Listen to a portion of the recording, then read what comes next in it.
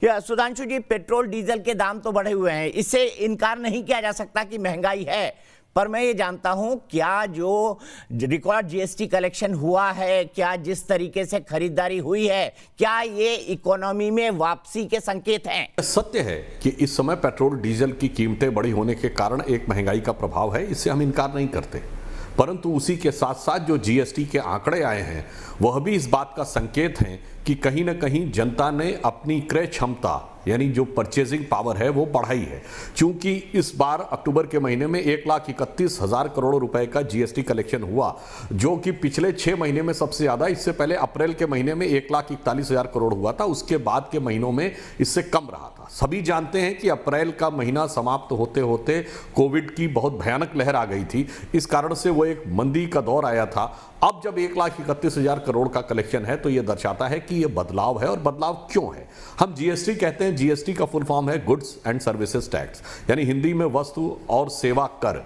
इसका अर्थ हुआ ये तभी इसका कलेक्शन ज्यादा हो सकता है जब वस्तुएं अधिक बाजार में बिक रही हों, सेवाओं का उपयोग अधिकाधिक लोग कर रहे हों, तभी तो उस पर मिलने वाला टैक्स अधिक मात्रा में आएगा।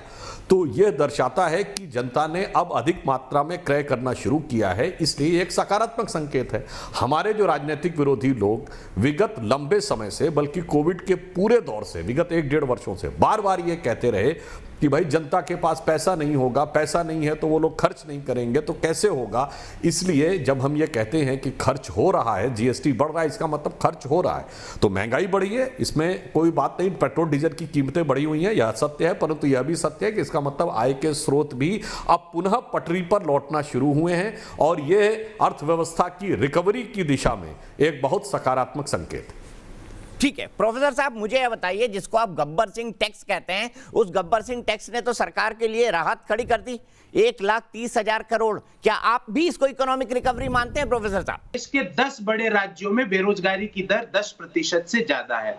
मनरेगा का जो बजट है 21 राज्यों का खत्म हो गया। लोग राज्यों के पास मनरेगा वर्कर्स को पैसा देने के लिए पैसा नहीं है, ये कह रहे रिकवरी है। सीएमआई का आंकड़ा कहता है कि 3% लोगों की आय बढ़ी, 97% लोगों की आय घटी है। तो ये जो 3% लोगों की आय जो बढ़ी है, जो इनके आसपास मंडराने वाले लोग हैं, अगर कुछ क्रय विक्रय कर रहे हैं, उससे अगर जीएसटी कलेक्ट की है, तो ये एक इंक्लूसिव ग्रोथ का मॉडल नहीं हो सकता। इसको कहते हैं इनकम इनइक्वालिटी का मॉडल, जिसमें 3% जिनकी आय बढ़ रही है वो गाड़ियां खरीद रहे हैं। इनके एक दोस्त है अडानी जी, उनकी आय प्रतिदिन 1,002 करोड़ रुपया, और भारत के किसान की आय प्रतिदिन 27 रुपए है। अब आप ये बताइए दीपक जी कि 27 रुपए वाला किसान क्या तो जीएसटी खरीद का में कंट्रीब्यूशन देगा, क्या क्रय विक्रय करेगा? मैं इनसे पूछना चाहता हूं कि ये जो पेट्रोल और डीजल और गैस में जो धन लूटन योजना है,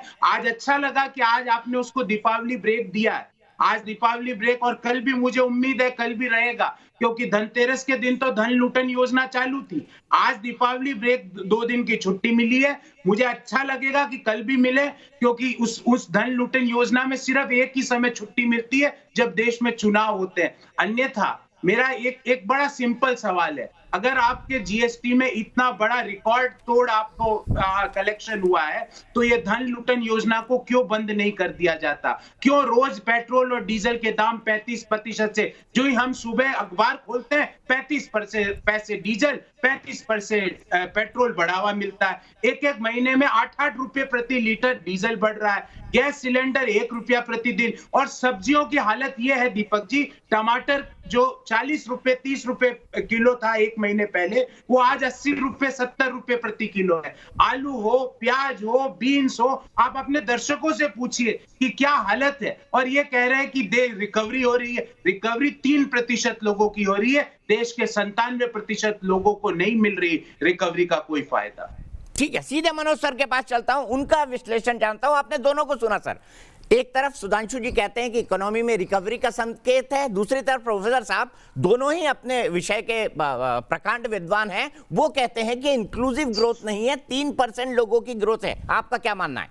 फिर मैं प्रोफेसर साहब का सवाल सुधांशु जी के पास ले जाऊंगा। देखिए दीपक, मेरा मानना यह है कि दोनों ही अपनी तरफ से ठीक हैं। अगर हम देखें तो हमारे यहाँ फॉर्मल सेक्टर का जो ग्रोथ है वो इकनॉमी है, वो इकनॉमी एक रिकवरी पाथ की तरफ है। और उसका कारण ये है कि मोदी जी ने पिछले 5-7 साल में जो भी डिसीज़न लिए हैं, बहुत बड़े बड़े इकोनॉमिक डिसीज़न लिए हैं जो कि किसी भी पॉलिटिकल पार्टी के लिए लेना बहुत मुश्किल था।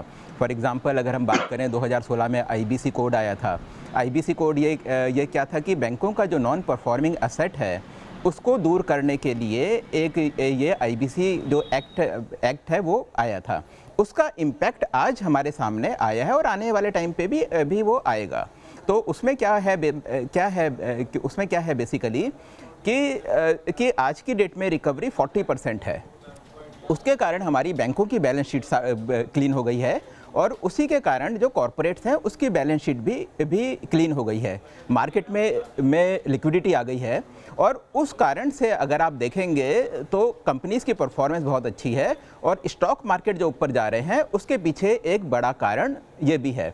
उसके बाद जो मोदी जी ने कई सारे जो डिसीज़न लिए हैं जो जैसे कई सारे वो हैं डिसीज़न हैं इंश्योरेंस सेक्टर में, जैसे एफडीआई की लिमिट इंक्रीज़ करी है, उससे पहले जो जीएसटी इम्प्लीमेंट किया था, उसके बाद और ऐसे कई सारे हैं। रिट्रोस्पेक्टिव टैक्स अभी हटाया है, टेलीकॉम सेक्टर में अभी रिफॉर्म्स लेकर आए हैं, लेबर रिफॉर्म्स भी थे जो अनफॉर्चुनेटली अभी तक इम्प्लीमेंट नहीं हुए हैं। लेकिन इन सब चीज़ों का जो एक सिग्नल जाता है वो इन्वेस्टर को पॉजिटिव जाता है, फॉरेन इन्वेस्टर को ख़ास तौर से। और आपने देखा होगा कि एफडीआई भी हिंदुस्तान में पिछले मतलब 1 साल में काफ़ी वो है आया है। तो ये जो फॉर्मल सेक्टर है, बड़ी कंपनियां हैं, उनकी ग्रोथ हो रही है। लेकिन ये भी बात फैक्ट है आज की डेट में कि एमएसएमई जो सेक्टर है और जो इनफॉर्मल सेक्टर है उसमें जितना ध्यान देना चाहिए था उतना ध्यान आज की डेट में है नहीं। और यही कारण है कि आज की डेट में जो एम्प्लॉयमेंट है वो आज की डेट में भी एक बहुत बड़ी समस्या इन सेक्टर्स में बनी हुई है। लेकिन उसी समय जो फॉर्मल इकनॉमी है उसकी ग्रोथ बहुत अच्छी है।